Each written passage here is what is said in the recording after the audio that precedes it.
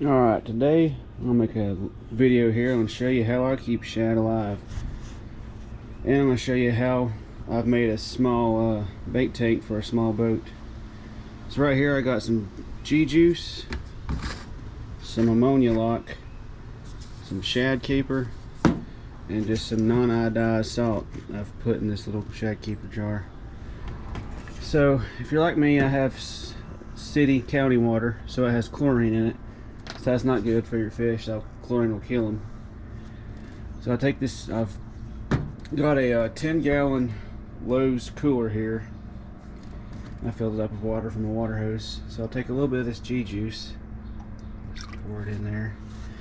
The exact measurement, it's half an ounce treats 30 gallons. So I just use a little bit because that's only 10 gallons. You know, it gets rid of all the toxic hard chemicals in the water. And then I'll put some shad keeper, and I'll put a link in the description. You can get these at Academy Sports. Kind of pricey, I think $7 for the shad keeper and about $12, $13 for the Gjuice. And I'll put some non-iodized salt. That helps the shad with their it regenerates their slime scales and reduces stress.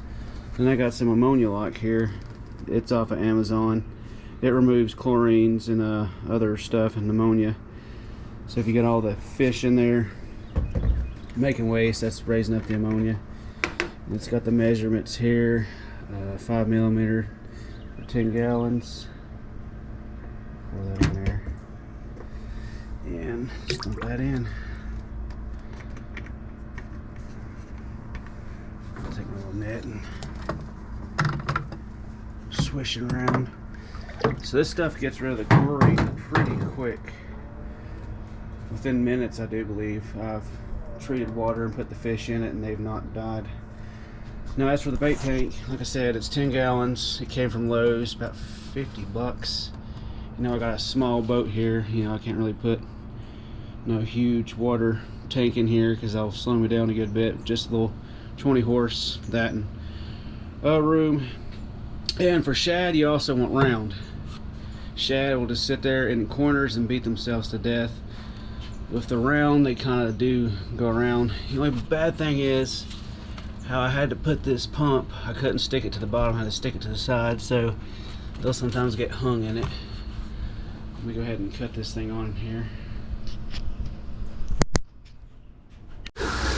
Alright, I got the aerator cut on. It just runs off any 12-volt battery. It's got a little knob here. Low. You can get this from Academy for 30 bucks. It's very useful. It's better than your bubblers and all that stuff that you get. And this cooler is a lot bigger than if you used to buy like one of those bait coolers from Academy or Bass Pro. They're about 80 bucks for 7 gallons. They come with a little cheap bubbler that ends up leaking water and you tear the batteries up.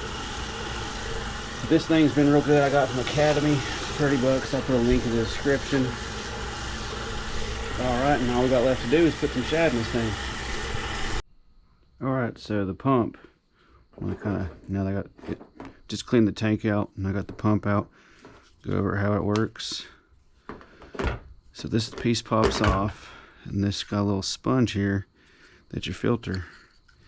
And it, after a while, you want to clean it out. It'll get full of scales and slime and gunk and muck. But as this is your base, you just line this up with the holes here, push it together. Then just wherever you want in your tank, you just push it on, and these suction cups, suction cups, they stick pretty good. Then if you got this PVC pipe here, you can pop it off, and then this one pops off if you need to clean them. I guess if you did want to make it longer, you can go to Lowe's or something, get you another piece. Just gotta make sure it's the right size.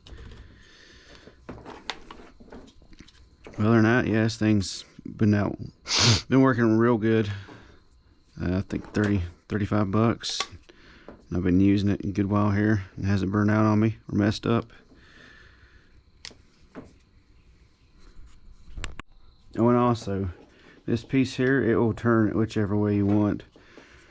So if you want to put it at the bottom, you could do it like that, which would probably be more ideal. It's just I probably do need to get another piece to make it higher where it's above the water, but it turns either which way you want it.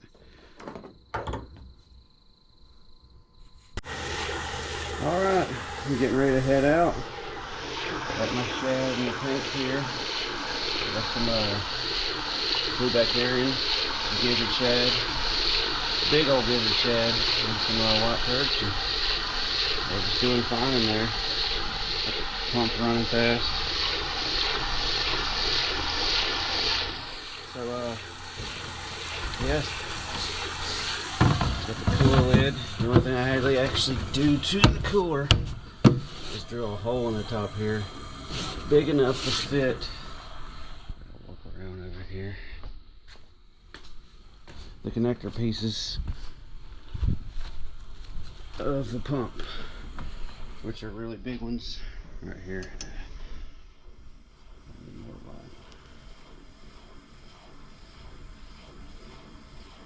There we are. The only thing I didn't like about that aerator is that cord's very short, and I just got it taped to my little GoPro mount here, and I ran some extensions to my trolling motor battery. But other than that, yeah, this will hold the shad all day. Might have a few casualties, and water doesn't fly out. You know, where it's cooler, it keeps the water cool and insulated. And that aerator doesn't run too bad on the battery. Only draws a few amps. Like I said, I'll put a link in the description, everything that I used today. The cooler from Lowe's, which you can find in Walmart, anywhere, Academy. I think Lowe's had the biggest though. You generally find about 5 gallons, but Lowe's did have the 10 gallons. And I'll post the aerator. It's Marine Metals from Academy Sports. Like I said, this cooler is about 50, the aerator's 30, so 80 bucks for this thing. But I hope this helps you out with keeping your shad alive, and if you need a small bait tank, maybe this will give you an idea. And if it does, give me a like and subscribe.